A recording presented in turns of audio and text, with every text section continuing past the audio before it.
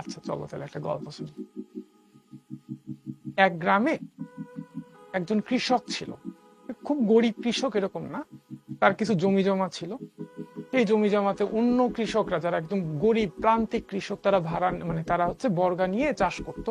তারা ফসলের কিছু অংশ এই কৃষককে দিত, তারা কিছুটা নিত, মানে একটু ধনী কৃষক। এই ধনী কৃষকের একটা ঘোড়া ছিল, খুবই আদরের ঘোড়া। সেই ঘোড়াতে করে সে হচ্ছে বাজারে যাইতো, বিভিন্ন জায়গায় ঘোরাফেরা করতো।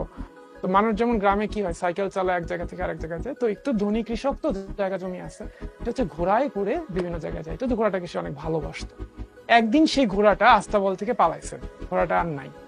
তো আশেপাশে প্রতিবেশীরা যখন জানলো কৃষকের ঘোড়াটা আর নাই, তখন কৃষককে সে বারবার বলতে লাগলো, তোমার কপালটা কতই না খারাপ, একটা মাত্র ঘোড়া ছিল, সেই ঘোড়াটাও তোমাকে ছেড়ে চলে গেল।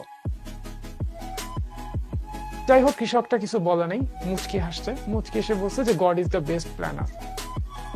এর কিছুদিন পরে ঘোড়াটা ফিরে আসছে। আসলে ঘোড়াটা হয়েছিল কি, ঘোড়াটা গেছিল বনে, বনে গেছিল, সেই বনে যে ঘোড়াটা একটা বিয়ে করছে, সেটা একটা বনের একটা জঙ্গলি ঘোড়াকে বিয়ে করছে। সে বিয়ে করে বউ নিয়ে আসছে। ছিল একটা ঘোড়া, এখন তার কৃষকের আস্থা বলে কয়টা ঘোড়া হয়ে গেছে, 2টা ঘোড়া। প্রতিবেশীরা যখন দেখলো তার আস্থা বলে ঘোড়ার সংখ্যা একটা বেড়ে গেছে, তখন তারা আবার কৃষককে এসে বললো, বা তোমার ভাগ্যটা তো অনেক ভালো যে তোমার ছিল একটা ঘোড়া, এখন হয়ে গেছে ডাবল, 2টা ঘোড়া হয়ে গেছে, তোমার তো কপাল খুলে গেছে। কৃষক এবারও মুচকি আসছে, এসে বলছে যে God is the best plan. Okay okay কিছুদিন পরে এই যে জঙ্গলি ঘোড়াটা নিয়ে আসছে, মানে তার আগের ঘোড়াটার যে ওয়াইফ, তাকে নিয়ে আসছে। এই ঘোড়াটার পিঠে উঠতে যে কৃষকের যে ছেলে ছিল, একমাত্র ছেলে, সেই ছেলেটা পড়ে গেছে।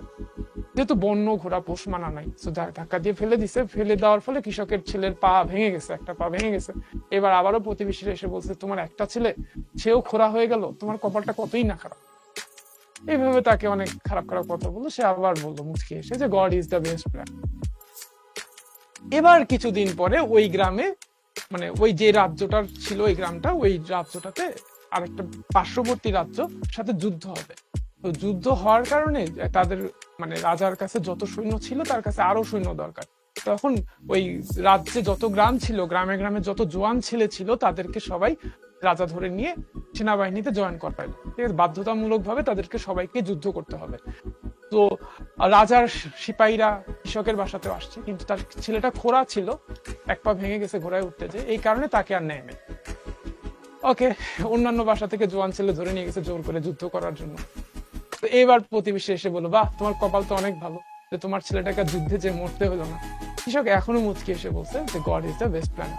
ঠিক আছে, তো এটা আসলে গল্পটার একটা মোরাল আছে। মোরাল অফ দ্য স্টোরি হচ্ছে যে আমাদের লাইফে অনেক ধরনের ঘটনা ঘটে, যে ঘটনাটা হচ্ছে আপাত দৃষ্টিতে আমার কাছে হয়তো ভালো লাগতেছে, বা আসলে এটা ভালো নাও হতে পারে, আবার আপাত দৃষ্টিতে খারাপ লাগতেছে, বাট লং রানে দেখা গেছে যে ওইটাই আসলে আমার জন্য ভালো ছিল।